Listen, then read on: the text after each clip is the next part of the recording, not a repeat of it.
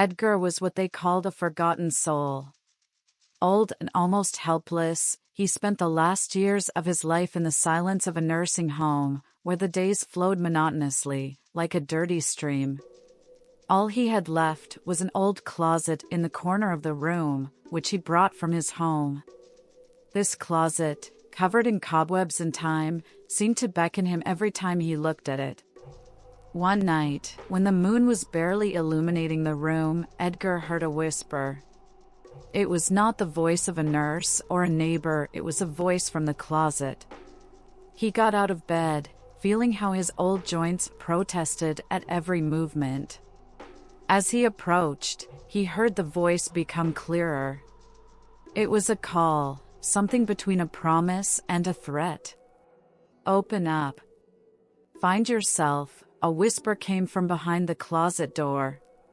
Edgar froze. His shaking hand reached for the handle.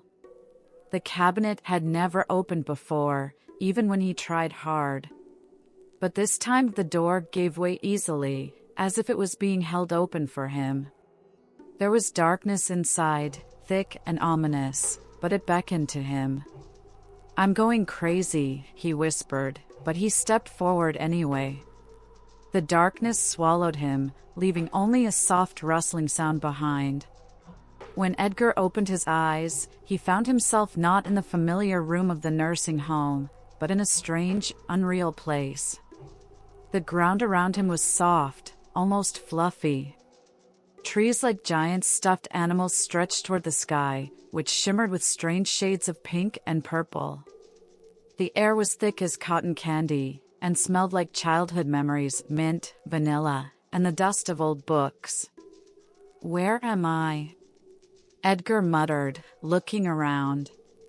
His voice sounded muffled, as if he was absorbed in this strange world. He felt his body become lighter, his movements freer. The years seemed to disappear, leaving him younger, stronger. But the joy quickly turned to alarm when he noticed that the world around him was beginning to move. The toy trees bent toward him as if in greeting, but their softness seemed deceptive. A figure appeared before him, a doll dressed in royal attire. She was majestic and frightening at the same time. Her glass eyes looked straight at him, and her lips, made of bright fabric, formed a strange smile. "Welcome, Edgar," she said in a voice reminiscent of the sounds of a violin. "You are in a world where dreams come true. But the price for this is always high." Edgar clenched his fists, trying not to show fear. "Why am I here?" he asked. "I'm just an old man who wanted peace." The queen of the puppet world tilted her head, her movements sharp, like a puppet. "You are no longer an old man. You are the chosen one. This world is your path to redemption or oblivion. Step forward and find your destiny." There was something hypnotic in her voice, and Edgar felt his feet move forward on their own until he stood on the edge of a soft cliff. There was fog behind him, and below him, something was moving, ready to swallow him. He knew there was no turning back. Edgar walked through the empty corridors of the castle, where every sound echoed off the soft walls, like a mockery of his presence. His feet sank into the carpet, reminiscent of the fur of a strange animal, and each step was accompanied by a creaking sound, as if the floor beneath him was trying to speak. But the most terrible thing was the eyes. Hundreds, thousands of eyes of toys. They looked at him from the shelves, from the darkness of corners, from the chandeliers hanging from the high ceiling. These eyes were not dead. They watched. They moved. "You are all just dolls." Edgar shouted to convince himself of his courage, but his voice sounded pathetic. No one answered. He continued to walk forward, feeling how the walls of the corridors began to narrow.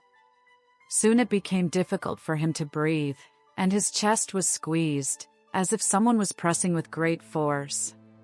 Here the corridor ended abruptly, and a large door appeared in front of him. Its surface was covered with drawings of people and toys in strange poses, either playing or fighting. A handle in the shape of a human hand looked at him like a challenge. When Edgar took hold of it, he felt the handle squeeze his fingers in response. The door swung open with a crash, and he found himself in a room where he was surrounded by mirrors. Each one reflected him, not as he was now, but as he had been at different periods of his life.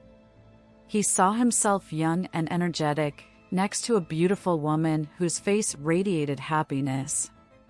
He saw himself aged, as they sat together by the fireplace, holding each other's hands. But there were other reflections, more sinister. They showed him sitting alone, with empty eyes, surrounded by shadow. Choice. Is this about choice? He whispered, but all he heard in response was his own echo. These mirrors seemed to tease him, showing him what he had lost. What he could get back. But at what cost?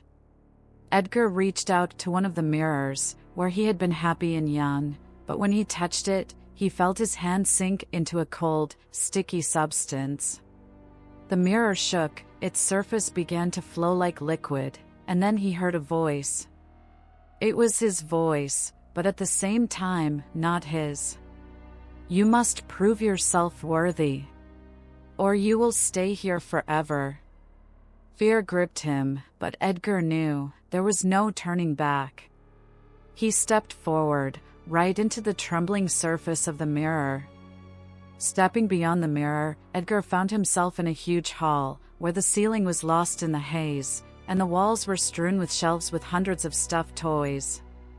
But these toys were moving. They were laughing, whispering to each other, some were crying like real children. In the center of the hall stood a huge teddy bear. It was taller than a man, and its eyes, made of buttons, were boring into Edgar with a look. Do you think you are ready? The bear spoke in a low, growling voice. Its paws seemed to be able to crush a man with one blow. Edgar did not answer. He only clenched his fists, trying not to show his fear. Then the bear clapped his hands, and 3 figures came out of the shadows of the hall towards him.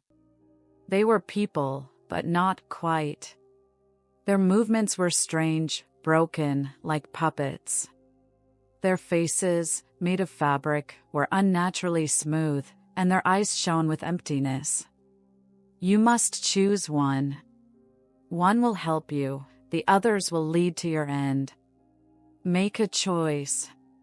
Edgar peered at the figures, trying to figure out which of them was a true ally. One of them, a tall man with long arms and a hunched back, looked the friendliest. His smile was warm, but too perfect. The second figure, a woman with short, doll-like hair, was whispering something under her breath, looking at the floor. The third, a short man with eyes like lanterns, simply looked at Edgar. His gaze was empty and piercing, as if he could see everything the old man was thinking. Edgar hesitated. Sweat trickled down his temples, his breathing quickened. You. He pointed at the man with the lantern eyes. You will lead me. The man nodded slowly, holding out his hand, cold as ice. We'll see what happens, the bear muttered, his grin widening. The floor beneath Edgar's feet began to crumble. Everything around him spun, and the old man and his mysterious companion fell into obscurity, leaving behind only the whispers of the soft toys' mocking laughter. Edgar opened his eyes and found himself in a strange place, an endless labyrinth with soft walls decorated with patterns of eyes. Every corner seemed the same, each turn only led him deeper into chaos. There is no way out, he whispered, his voice echoing through the corridors.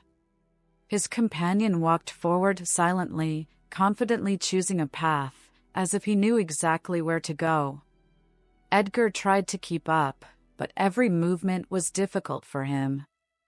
Suddenly, the walls began to move, as if they had a life of their own. One of the patterns of eyes blinked, and then again and again. "Do you feel it, Edgar?" the bear's voice echoed, filling the space. "Every corner of this labyrinth is your fault. You must choose. Will you hide or face the truth?" Edgar froze. He felt the walls pressing in on him, the air growing thicker. "What the hell kind of game are you playing?" he shouted. But there was no answer. Only a dull echo of his own voice.